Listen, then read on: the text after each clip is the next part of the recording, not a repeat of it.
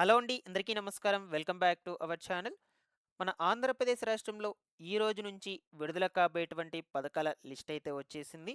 ఈ వీడియోలో మీకు ఒక్కొక్క పథకం గురించి క్లియర్‌గా ఎక్స్‌ప్లెయిన్ చేస్తాను. మీరందరూ వీడియోని ఎండ్ వరకు చూడండి. మొత్తంగా ఎన్ని పథకాలు, ఏ తేదీన ఏ పథకం విడుదల కాబోతుంది, ఆ పథకాల పేర్లేమిటి, వాటి ద్వారా మీకు ఏమేమి లబ్ధి చేకూరుతుంది, అండ్ అలాగే వాటికి ఎవరు అర్హులవుతారు, ఎవరు అనర్హులవుతారు, కొత్తగా దరఖాస్తులు పెట్టుకోవాలి అనుకుంటే ఎలా పెట్టుకోవాలి, కావలసినటువంటి డాక్యుమెంట్స్ ఏమిటి, ఈ వివరాలన్నిటి గురించి చెప్తానండి.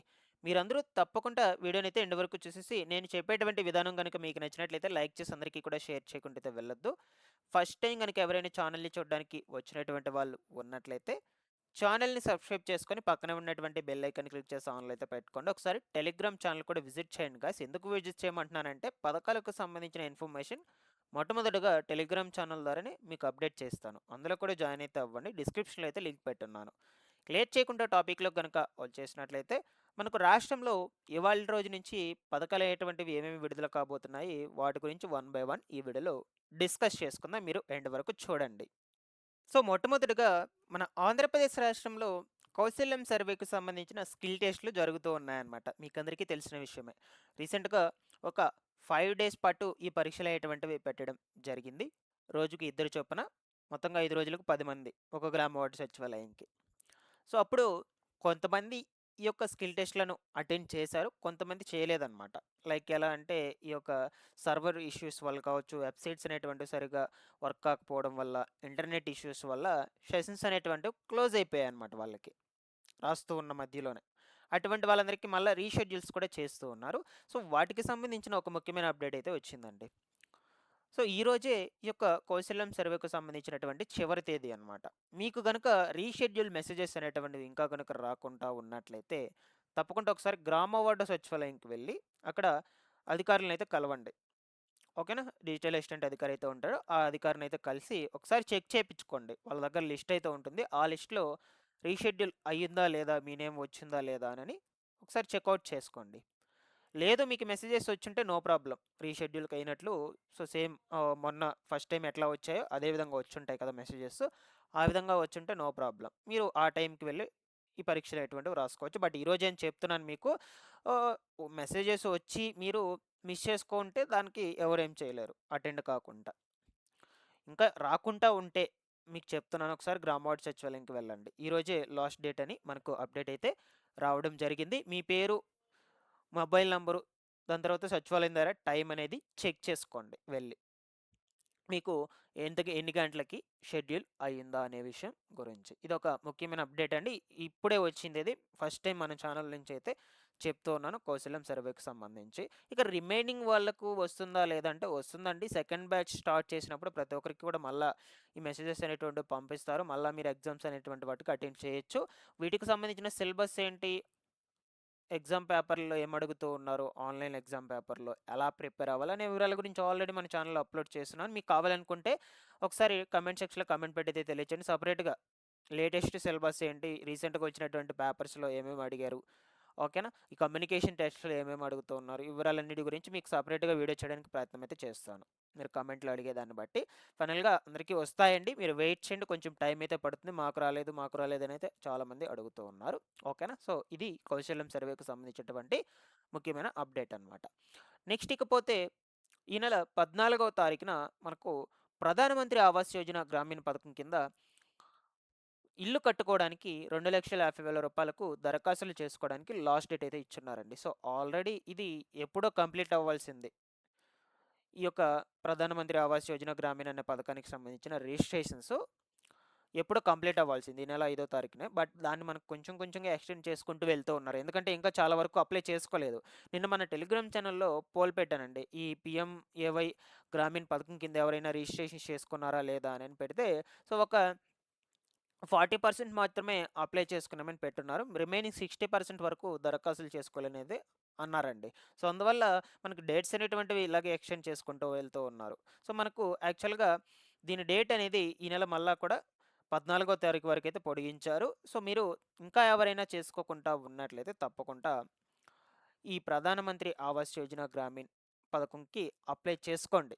మీకు స్థలం ఉండి ఇల్లు కట్టుకోవడానికి తగినటువంటి ఆర్థిక సహాయం లేకుండా ఉన్నట్లయితే ఆ విధంగానే అప్లై చేసుకోండి. లేదు మీకు ఆల్రెడీ ఇల్లు ఉండి ఆ ఇంట్లో ప్రస్తుతానికి మీరు ఆ ఇంట్లో నివసిస్తూ ఉన్నట్లయితే ఆ విధంగా సొంత ఇల్లు ఉన్నటువంటి వాళ్ళకి రావండి. ఎవరైతే స్థలం కలిగి ఉండి పక్కా ఇల్లు కట్టుకోవడానికి డబ్బులు లేవనుకుంటున్నారో వాళ్ళందరూ తప్పకుండా అప్లై చేసుకోండి. స్థలం చూపించాలి ఖచ్చితంగా. స్థలం చూపిస్తే వాళ్ళు ఫోటో తీసుకుంటారు. మొబైల్ ఫోన్‌లో ఫోటో తీసుకొని అప్‌లోడ్ చేసి మీకు దరఖాస్తులు అనేటువంటివి పెట్టడం జరుగుతుంది. మీ దగ్గరలో ఉన్నటువంటి గృహ నిర్మాణ శాఖ కార్యాలయంకైనా వెళ్ళొచ్చు. లేదు అనుకుంటే గ్రామ వార్డు సచివాలయంకైనా వెళ్ళి ఇంజినీరింగ్ అసిస్టెంట్ అధికారి అయితే ఉంటారో ఆ అధికారిని కలిసి అప్లై చేపించుకోండి. నేను ఆల్రెడీ ప్రీవియస్ వీడియోలో పెట్టున్నాను. ఫుల్ డీటెయిల్స్ ఒకసారి చెక్‌ఔట్ చేసేయండి. మీకు పూర్తిగా అర్థమవుతుంది. మన ఛానల్‌లో నిన్న, మొన్న పెట్టున్నాను. ఒకసారి చూడండి. ఓకేనా? ఇది 14వ తారీఖైతే అయిపోద్ది. వీలైనంత త్వరగా అప్లై అనేటువంటిదైతే చేసుకోండి. నెక్స్ట్ ఇకొచ్చేసి ప్రస్తుతానికి మన ఆంధ్రప్రదేశ్ రాష్ట్రంలో వారసత్వ భూములకు రూ. 100 నుంచి రూ. 1000 మధ్య రుసుముతో రిజిస్ట్రేషన్స్ అనేటువంటివి చేస్తూ ఉన్నారండి. సో ఇదొక మంచి అవకాశంగా చెప్పుకోవచ్చు. మీ తాత ముత్తాతల కాలం నాటి భూములను మీ పేరు మీదకు మార్చుకోవడానికి కేవలం తక్కువ డబ్బులతోనే రిజిస్ట్రేషన్స్ అయితే పెట్టుకోవచ్చనమాట.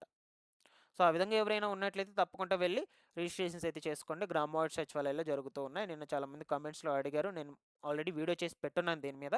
మీరు కావాలంటే చూడండి ఒకసారి. మన ఛానల్‌లోనే ఉంది. ఆ వీడియో లింక్ డిస్క్రిప్షన్‌లో అయితే ఇస్తాను. ఓకేనా?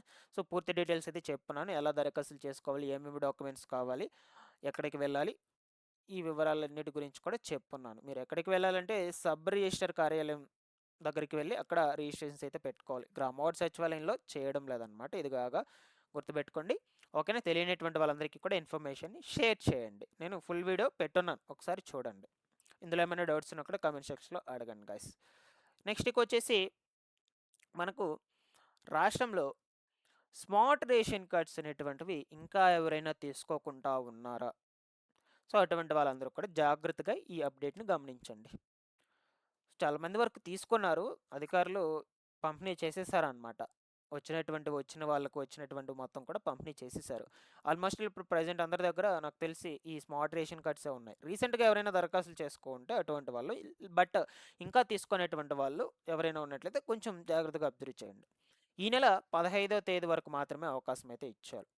ఎక్కడ మన గ్రామ వార్డు సచివాలయాల వద్ద ఈ క్యూఆర్ కోడ్‌తో కలిగినటువంటి స్మార్ట్ రేషన్ కార్డ్స్ ఫ్రీగా పొందడానికి 15వ తారీఖు వరకు అయితే గడువు ఇచ్చారండి. మీ దగ్గరలో ఉంటాయి కదా గ్రామ వార్డు సచివాలయాలు. అక్కడికి వెళ్లి 15వ తేదీ లోపల మీరు గనుక ఇంతవరకు స్మార్ట్ రేషన్ కార్డ్స్ తీసుకోకుండా ఉన్నట్లయితే వాళ్ళని వెళ్లి అడిగితే అక్కడ గనుక కార్డు వచ్చింటే మీకు కార్డు అనేది ఇచ్చేస్తారు ఫ్రీగా. రూ. 1 కూడా తీసుకోకుండా. లేదు 15వ తారీఖు తరువాత వెళ్ళి తీసుకోవాలంటే ఏమవుతుంది అంటే, మిగిలినటువంటి కార్డులన్నిటిని కూడా కమిషనరేట్‌కు పంపించేస్తారనమాట. గ్రామ వార్డ్ సచివాలయాల్లో పెట్టుకోరు. అదే చెప్తున్నారిక్కడ. ఓకేనా? సో, గ్రామ వార్డ్ సచివాలయాల్లో పెట్టుకోరు. కమిషనరేట్‌కి పంపించేస్తారు.